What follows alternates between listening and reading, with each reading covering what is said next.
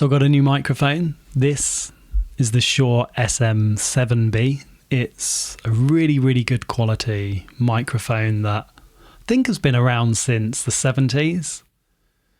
And when I was researching the mic, after quite a few people on Instagram had recommended it to me, I realised that it was a microphone that Michael Jackson recorded his Thriller album on. And it's a really popular mic in recording studios, broadcast, radio, and podcasts. I noticed that Joe Rogan uses it as well. Thank you for the recommendations. And also this microphone stand. It's a really good quality stand. It's German engineered and all the cables are hidden in it, and it's really good. So thanks to everyone who's recommended me all this stuff, because I don't really do audio that much. It's more video, but I appreciate really good quality sound and engineering and design. And I guess I should also add that all of this stuff is funded by my Patreons, who kindly donate financially to the channel, a few quid a month, and it is massively appreciated because it helps me fund this. It helps me fund this kind of job.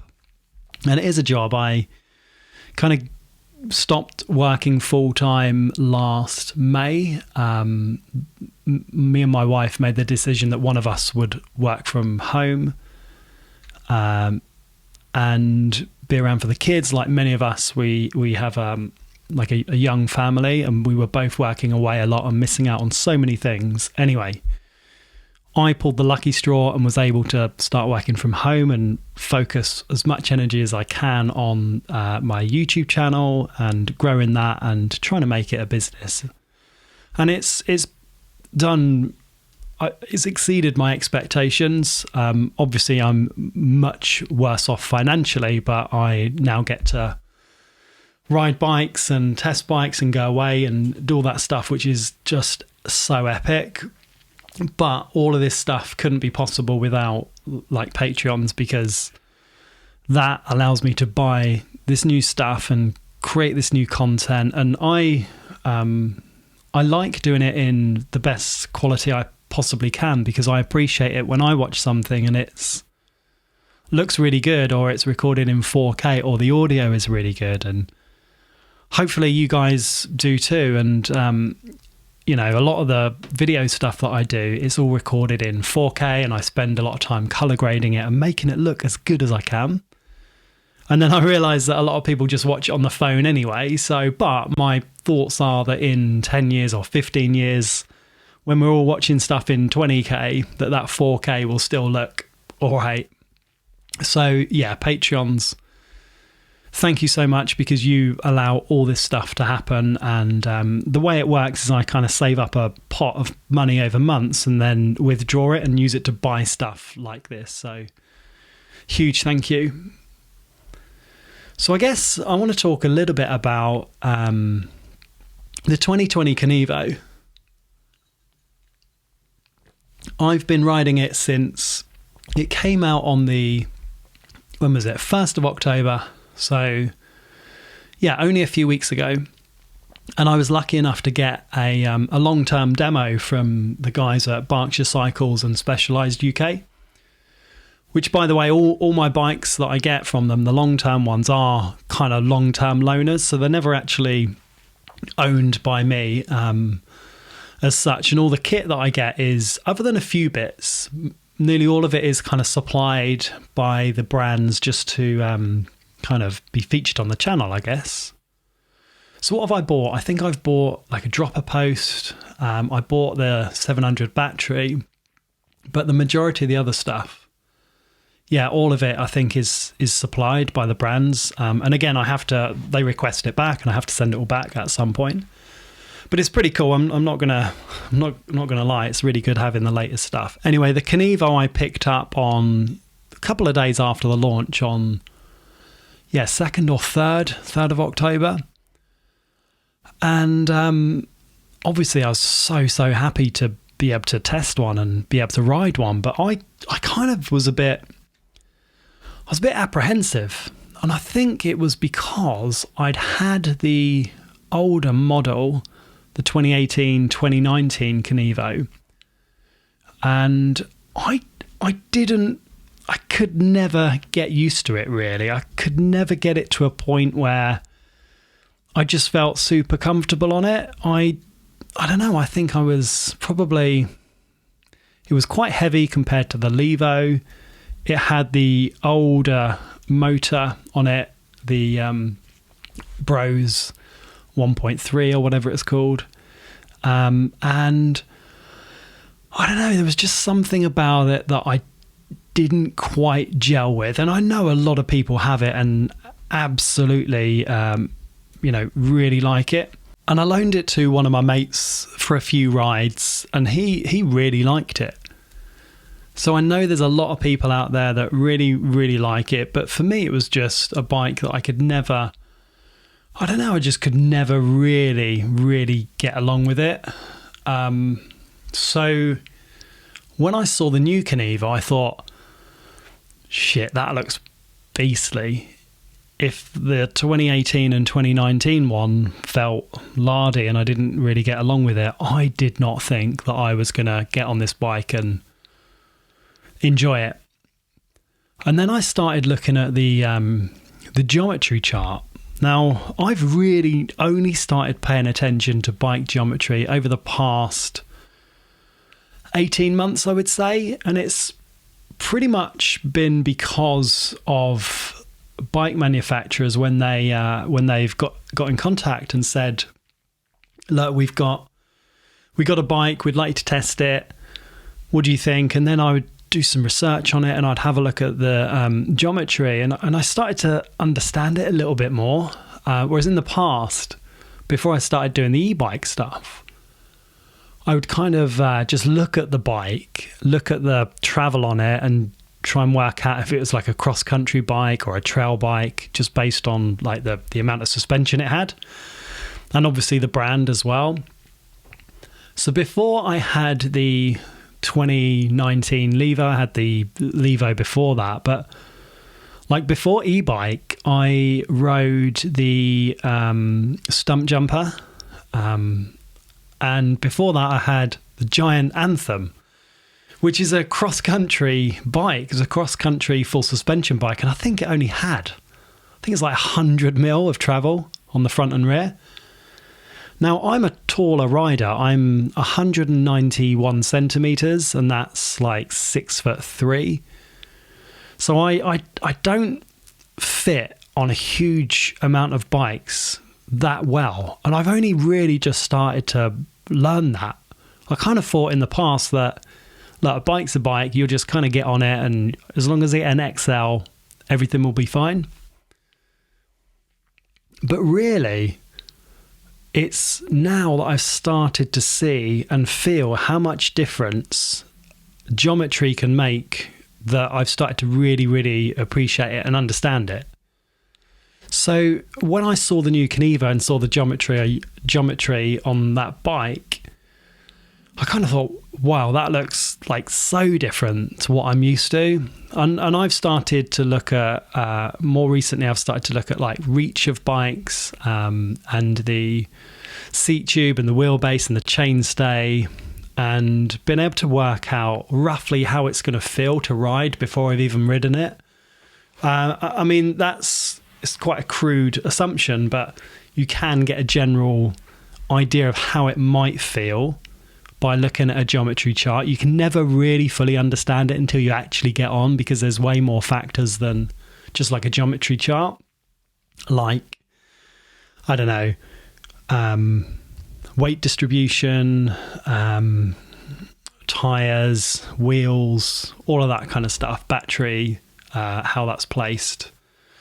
So anyway, I've been paying more and more attention to geometry charts, and the Levo has got a reach of like 480 mil, which for someone that's 6'3", that's still not really that long at all. In fact, it's probably too small for me, even in XL. So when I saw the Kenevo and saw that it looks beastly, doesn't it, with those triple clamp forks, it looks like a downhill bike, and I'm not a downhill rider at all. So I kind of thought, all right, well, the geometry looks pretty good. It looks long. It looks really long, doesn't it? It looks like too long. And you see the pictures and you think, shit, that's massive. It looks like a tank. So I was kind of like, yeah, this is going to be an amazing opportunity. I'm probably going to ride it and I'm going to think, yeah, it's a good bike, but it's too much. It's too big. It's too chunky. And I can't really get along with it, much like the previous gen. So I went to Berkshire Cycles and they'd gotten the bike prepared for me. And they'd actually got an S4 for me. And I was like, oh, thanks so much. Is there any way that we could swap to an S5? And they looked at me and they're like, oh, you're joking. We've just set this one up. We've built it for you. But I kind of thought, like, if I'm going to get the most out of this bike, I want to try and get a size that is going to be the best for me. And I thought the S5 is, with a 520mm reach, long wheelbase. It's got a fairly steep seat angle, which helps with, climbing, and your weight is more forward when you're climbing, so the front wheel doesn't lift up as much. Anyway, they were brilliant about it. They stayed late. They got me the S5 and they prepared that for me. And I took it out for a quick ride and I was like, whoa, this shouldn't feel like this. When you look at it on paper, like I said, I kind of looked at bikes on paper originally and kind of made an assumption as to how it would feel. It didn't feel like that at all. Now, I've been riding the Kenevo out of choice for every single ride that I've done since I picked it up on the 3rd or the 4th of October, other than a ride on the Orbea, which is another review bike.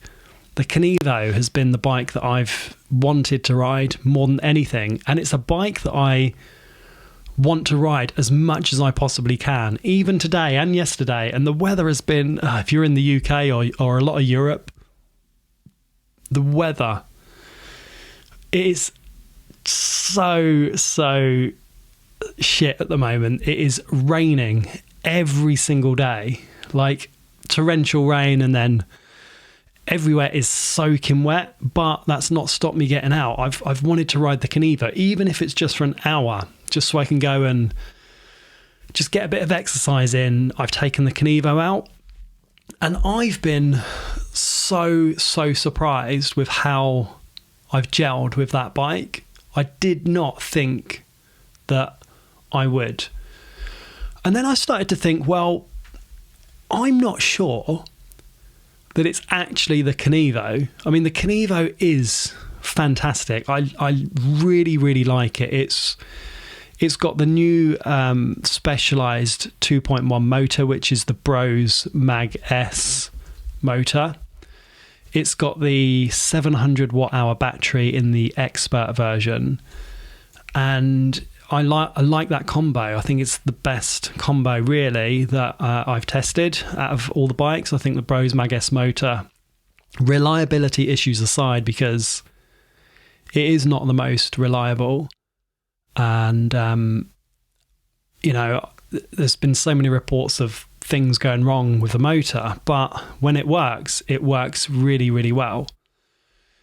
So I was thinking, well, is it the Kenevo, or is it that the damn thing fits me really well? And I think some of it is just the fact that now I've found a bike that I really fit properly, because being taller, when you're on a bike that's a bit too short for you, I've tended to found that I'm too far over the front. The bike feels a little bit too jittery. And some people, by the way, really like playful bikes. They really like to pop and move it around and enjoy that lively feeling. I do, actually, to a certain extent. But I think I prefer, this is my personal preference, I prefer to feel like I'm going fast, but in a really stable manner. And a long bike, to me, helps me do that. Probably to everybody. If you're riding a longer bike, you have a longer wheelbase, your weight is more evenly distributed across the bike, and as long as it's the right size for you, and it feels more stable. It's a fact, isn't it? A longer wheelbase is going to give you a more stable ride. A shorter wheelbase is going to move around a little bit more. So anyway, I've been riding this Kenevo everywhere on trails. I genuinely would do a cross-country ride on this because it doesn't feel too cumbersome. It doesn't feel like it's lardy. It just feels good. And, you know, with the triple clamp fork, it is a lot, isn't it? You know, when you see the picture of it, it looks like a beast, but it doesn't feel like it when you're riding it. It feels agile, man. It feels like when you turn, I didn't really know what the point is in a triple clamp fork so much for my riding. You know, I see them on downhill bikes. I know they're really, really super stiff. They're a bit heavier. But what I've noticed is the steering is so precise. I think that's the thing that I didn't anticipate that I would notice at all. That really, really sharp steering. And I kind of thought, well, that's going to happen, isn't it? Because when you're turning the bars to the right or the left on a traditional set of forks, you're gonna have some flex, right? Because you're moving it. There's two stanchions and they're connected by a single steerer tube. And you're going to have a little bit of flex. And the longer the fork, the more flexy they're going to be. And you can solve it with thicker stanchions, but there's only so much you can do before it starts getting really, really heavy. Whereas the triple clamp has, I guess, benefits and disadvantages as well. The main disadvantage being the weight of them. They're heavy. But I've noticed the steering is so sharp, and precise. And again, I didn't think I would notice that at all, but it is really noticeable. And it's 180mm travel. It's, you know, arguably way too much travel for riding a trail in the Surrey Hills. But I, at the moment, don't see too many downsides to it. Yet the weight of the bike is 24.5 kilos, like 25 with pedals. So it requires more effort to do stuff. Like if you're, I don't know, you see a rock and you want to try and lift the front over it, or if you want to try and bunny hop, compared to the Levo that you can maneuver quite quickly and easily because it's got a coil rear shock, I found that you need to put more work through it, and you need to, sometimes it can feel more effort to ride, like you're having more of a workout on it. But there's times when I see a rock or log or something and I just, instead of popping over it or trying to hop, I just blast straight through it. And actually that's quite good fun because it feels like you've got this kind of monster truck bike with bigger chunky tires, a massive fork, and it just feels so capable. So I kind of got it and went out for a ride, and I think I called Chris at Berkshire Cycles. I was like, I think this is my new favourite bike.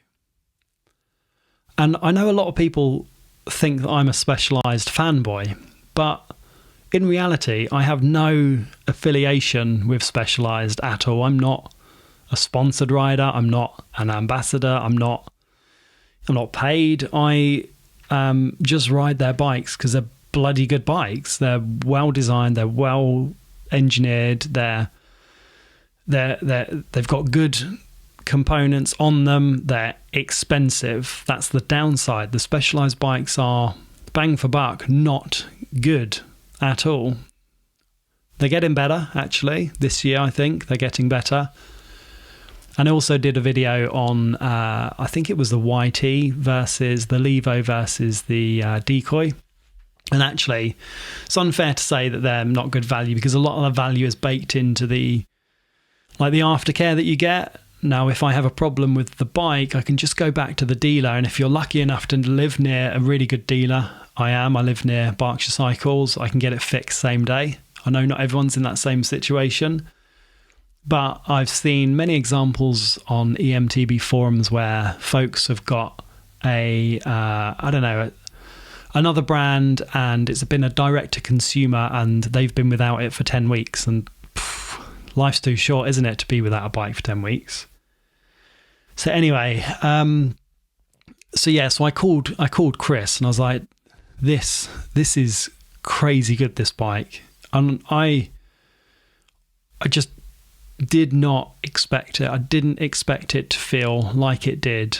And since that day, I've ridden it more than any other bike. I've probably done, the weather's not been great, and I really want to take it to Bike Park Wales. I really want to just, shuttle to the top on it and ride it really like it's intended to be ridden. And I'm not the most skilled rider in the world. I'm just a regular rider, I'd say, who enjoys trail riding and trying to push himself and the bike or herself as much as you possibly can. But I think biking is how it makes you feel, isn't it? How much enjoyment do you get out of it? So who cares whether you're riding a bike with 200mm travel or 80mm travel, or a bike with a brand on it versus a different brand, or a bike with a colour or a look? Some of that can go and make you feel good with how it looks, but really mountain biking is how it makes you feel when you're actually riding. And I felt really, really good when I've been riding this bike, whether it's a cross country, just a 3-mile loop, or whether it's a bit more of a technical trail. I rode it, was it yesterday or the day before? I took it to the Surrey Hills with a couple of guys on Levos, and it worked remarkably well. I didn't feel like I was slower. I didn't feel like I was outbiked. I just felt like I was on a bike that I connected really, really well with, and I just felt totally, totally comfortable riding it. So what else about the bike? Now, it's 180mm travel at the front, 180mm at the rear, with a coil. The Expert is £7,000. It is really expensive in the grand scheme of things. I know we'll get comments on the channel all the time about you can buy cars for that, and totally get it, you can. The comp, I've not tested the comp, that's at £5,000. But I know a few people that have got it and really, really like it. That's got a non-triple clamps, just got a regular fork on, and it's got the 500-watt battery. Probably more of a bike for what I do, to be fair, without the boxer on the front. But what else has it got? 27-inch wheels with 2.6-inch tyres, and these are the first tyres that I like from Specialized. I've not ridden a huge amount. In fact, I think all the bikes I've ridden have had butchers on them, like the original butchers, the grids, and I've changed those straight away. But these Black Diamonds, they've got a really, really stiff sidewall, and they're really good. I really like them, even in this wet weather. I probably will change them at some point, but I've not felt a compelling need to go out and change them for anything else. And the coil on the back is a RockShox Super Deluxe on the Expert. Same motor as the Levo. In fact, when you look at the frame, it actually looks like a badass Levo, doesn't it? It looks like a Levo on steroids. It's got the same kind of design cues, and a lot of people were really disappointed with the way that it looks, because I think some folks were expecting it to look like the 2020 Enduro, Specialized Enduro, with like the A-frame, the shock that goes right down by the crank. But I think that this one has been designed in such a way that because the motor and the battery are there, you just can't, you wouldn't be able to fit it. So although it looks like the Levo, the reality is it only really shares the battery and the motor. Everything else just feels pretty different, like the way it rides. So I have been totally blown away. And I know that can come across like a real fanboy statement, and it probably does, but I am really enjoying riding this new Kenevo. I honestly, I need to ride it more, and I am going to do like a video review and list all the pros and cons. And there are some cons. It's expensive, it's heavy, it's 24.5 kilos. There's a couple of things that I've noticed, like the dropper post feels way too short. I run my dropper slammed right down to the seat, so I like the seat being totally out the way when I'm doing something a bit more technical. It just is this kind of comfort feeling for me when it's out of the way. And it's got a 160mm dropper, but I don't think it can rise up enough, so I think that needs to be changed. Some of the components on it, just for a 7 grand bike, are a bit weak. And the colours are all right. They're just like black's so safe and boring, and the sage green's a bit like, I don't know, doesn't really do it for me. But other than that, I cannot literally, I'm thinking about riding it again now, and I've not said that about many bikes, but the 2020 Kenevo is, to me, a game changer. Now, just going back to the old geometry thing that I was talking about, I do think a lot of it is because I've now found out that I really like long bikes. They fit me, and I've kind of the pennies kind of dropped that I've been riding bikes that are too short for me. So if you are not tall, if you're not like, over 6 foot, I guess, you might not feel the same level of like revelation that I'm feeling getting on this bike, because you might be riding bikes that are perfectly the right size for you. But I reckon that over the past 38 years, nearly 39, I've been riding bikes that are just too short for me and have just felt too unstable, because I feel like I could put this down the Mega Avalanche, def grip it, and just send it all the way down. Like I literally do. I think it would be a really good bike for that, actually. So I reckon what we are going to see in the industry over the next 3-4 years is bikes that get longer. And like Spesh have done it with this one. It's not small, medium, large, XL. It's S, 2, 3, 4, and 5. So the standover height is the same on all of them. They just get longer. So the idea is that actually you could, even if you're a shorter rider, you could comfortably stand over the S5, which is 520mm in reach. It'd be really long for you, but you could stand over it and touch the floor and all that stuff. So I'm kind of thinking that like next year, or the next Levo that they bring out, they'll probably do a similar thing. Now, I'm guessing here, but I reckon if they bring out a Levo with a 520mm reach, that will be like new again, all over again for me, going from a Levo that's probably a little bit too short to a Levo that fits me really well, and I'll absolutely love it. And I think that's why I got on so well with a decoy, because the YT decoy is like just under 500mm in reach. Also, the Vitus E-Summit VR is a long bike. I really want to try the Nikolai because that again is a long bike. And of all the bikes that I've ridden, I'm kind of thinking, well, they're the ones that I felt the best on. They're the ones that made me feel good about riding them. So I'm thinking that the pennies dropped.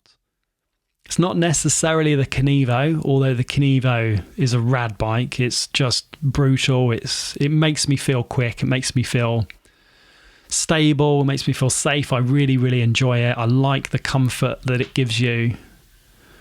But I'm thinking that the majority of it is that I'm now riding a bike that I can fit and it feels good. So yeah, there's a couple of bikes that I want to try. I would like to try the Nikolai, because that's an e-bike that's I think the reach I think it goes even longer than that. So maybe 535 mil reach. And by the way, it's not all about reach. It's about, the wheelbase, seat angle needs to be steep enough, because if you've got a slack bike with a seat angle that's quite slack, can really affect the climbing ability. But looking at like the Nikolai and getting more into those numbers, I'm thinking that that's a bike that will feel really, really good. So 2020 Kenevo, I can't wait to ride it even more. I've probably done like six days on it, not full days, but 6, maybe 7 rides. I've done Rogate Bike Park a couple of times. I've done Surrey Hills a couple of times, my local trails a few times, but I want to take it something a little bit more. Like, we haven't got huge downhill here or enduro stuff, so Bike Park Wales, I'm going to try it out over there. And then I'll bring out like the video review and give all the pros and cons. But right now, I really, really like it. And if I could choose any bike, even as a daily bike right now, it would probably be the one that I'd pick. But I've not ridden the Orbea enough. There's loads of other bikes that I want to ride, but this is just me talking at you about the Kenevo and just sharing my unfiltered thoughts. But give it a go if you can. See what you think. And if you're a taller rider, take one out for demo. Contact your local dealer. I'm sure they'll be able to sort you out. And see what you think. And let me know, actually. And also let me know, do you like this format, by the way? Do you like this kind of just sitting down, no editing, no pictures, just me in a studio talking? And do you listen to it on a podcast? Do you watch it back? Because this channel's got like 600 subscribers, which is like crazy. It took me, how long did it take me? I don't know, like 6 months maybe to get 600,000 on my main channel. And on this channel, it's just grown really, really quickly. And there's been some real positive feedback. But let me know if there's anything that you don't like or would like to see. Let me know in the feedback, in the comments, or just ping me an email. And I want to answer questions on these podcasts as well. So if you've got anything that you want answered, send me an email to rob@emtbforums.com. And I will catch up with you all soon. Take care.